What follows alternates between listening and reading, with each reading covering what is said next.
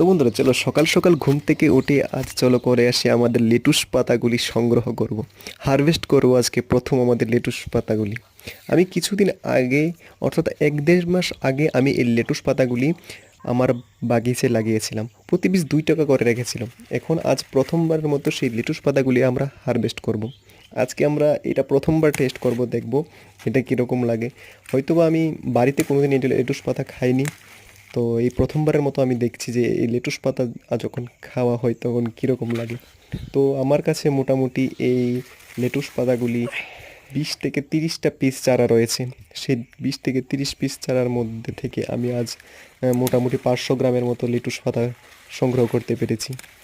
Lettuce পাতা অনেকটাই protein সমৃদ্ধ, তো আপনারাও বাড়িতে লেটুস পাতা অর্গানিকভাবে তৈরি করবেন, অর্গানিকভাবে রোপণ করবেন, চাষ করবেন।